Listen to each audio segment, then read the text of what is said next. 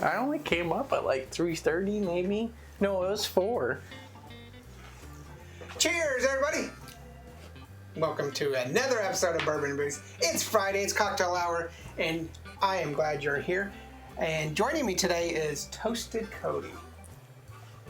Toasted Cody. He's been up here for a while, concocting this recipe, and 2 failed attempts, three failed attempts. Yeah.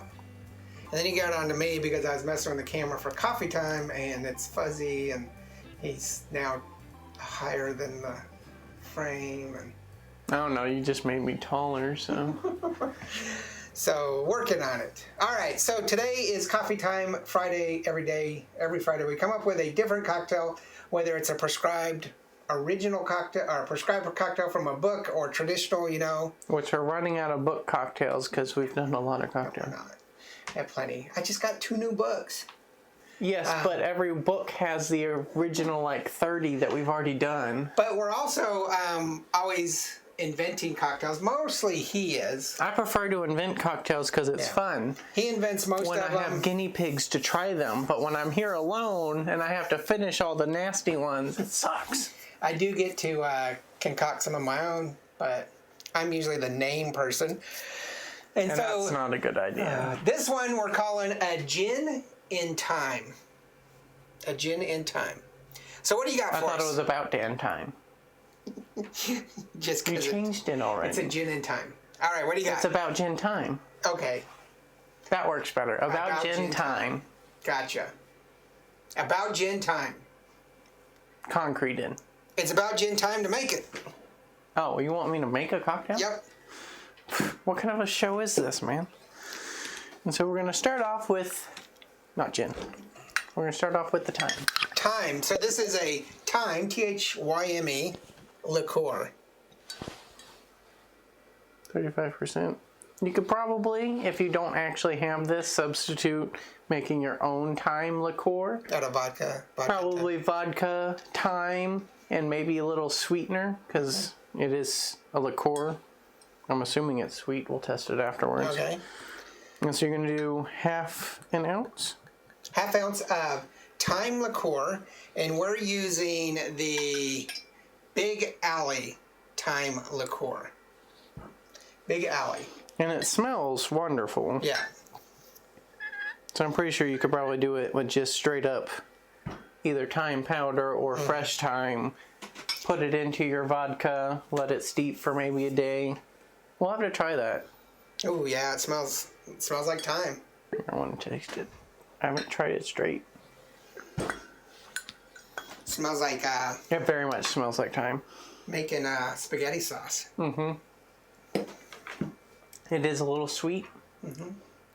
The thyme comes more in the smell.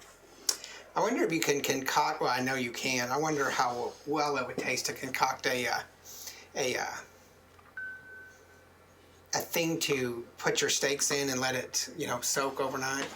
I would say more pork because it's thyme, or because it's sweet, and that's sweet true. Goes better with pork generally. Yeah. Half ounce of the thyme. Do you want an ounce and a half or 2 ounces of gin? Ounce and a half. Ounce and a half of gin? Ounce and a half of gin, and this is the Taka distilled London dry gin. Did you say gin? Gin. Sounded like you said Jim. You're toasted. This is the Taka London Dry Distilled Gin, which we found very inexpensive, but is actually an excellent gin. Yes. Taka actually does some pretty good stuff. The Taka vodka. Taka 100 vodka is definitely better. Even the regular is good. Yeah, I like the 100 better. Of course you like the 100 better. You like everything that's alcoholic more better. Alcoholic or high proof? High proof. Okay. 1.5 ounces of gin. And then I forgot what I put of creme de violet. Probably not much. Like a 1/4 ounce? No, it was more than that. Half ounce? I think it's maybe about half. Okay. So we'll do half. So half ounce of creme de violet. Yeah, we're going to do 3/4 on mine. And now, half on yours. I think creme de violet does some wonderful things for cocktails, but not the color. Well, it depends. Yeah. If you have only clear liquids, it does wonders for the color. Yeah, that looks like olive juice to me. if you don't have only clear liquids, it does not do wonders for the color. See, if it was just gin, it'll get better once we add the tonic. Yeah. But, and then a couple dashes of lemon bitters. Couple dashes lemon bitters. And then Ice. ice. I prepared this time and made sure it was running.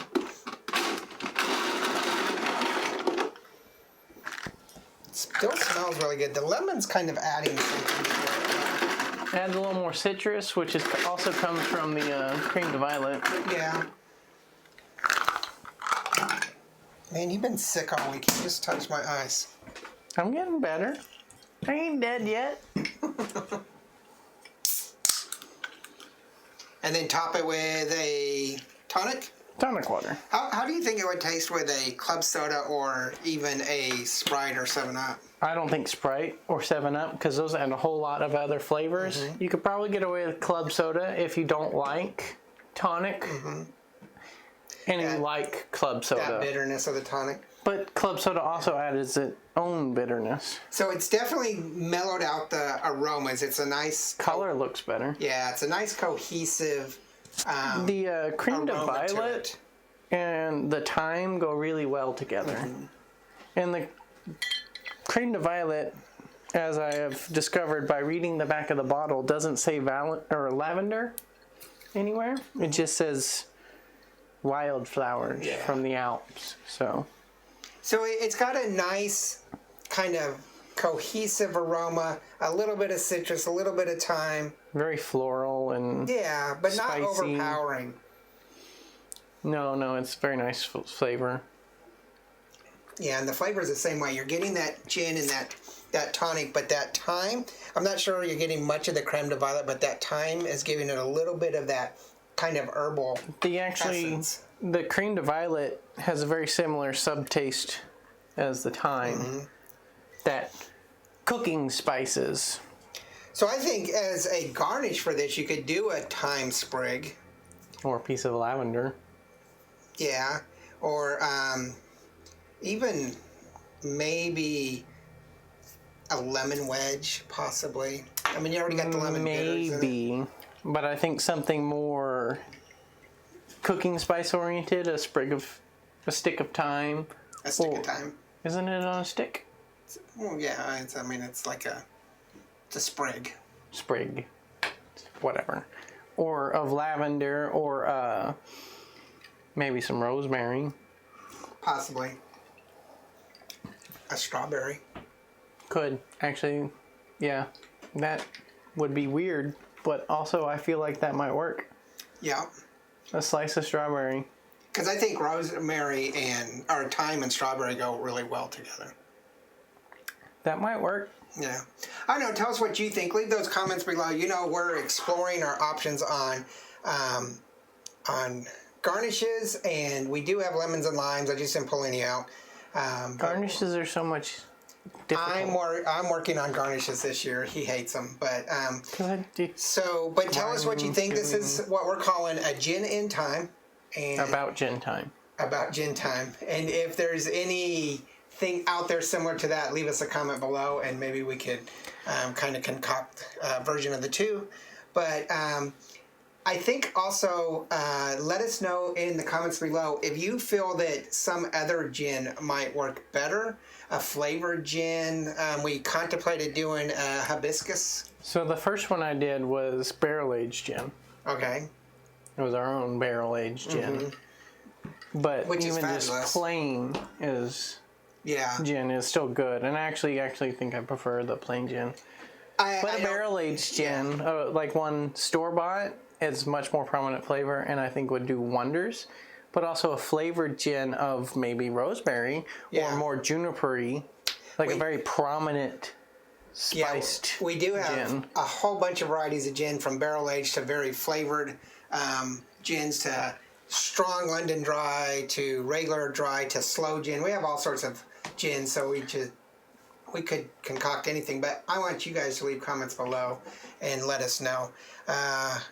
It's always good to have a gin. Plus, I'm only one person. There's only so many drinks I can have at one time, so I need to outsource the different flavorings. Let us know what you think. Make sure you guys have a great weekend. I'm planning on a special tomorrow. We're having a guest come in, and we're going to do our very first interview and drink discussion, I guess, with somebody that I'm excited that's going to be on the show. And hopefully it's the first of many times that we have guests on the show, as we are getting a much larger audience and getting to know a lot more people out in the world. And so making lots of connections. And I've already lined up several possible people for coming on the show, or me going on their show. I don't know if you want to go, but there's other people with shows. Is there free booze? There's always free booze. There is. So, if you get into the drinking, if we go on their show, you're the DD.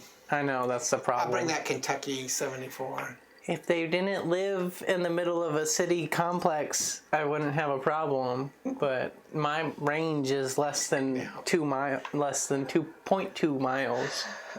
Literally walking here is about as much as I can do, man. Yeah.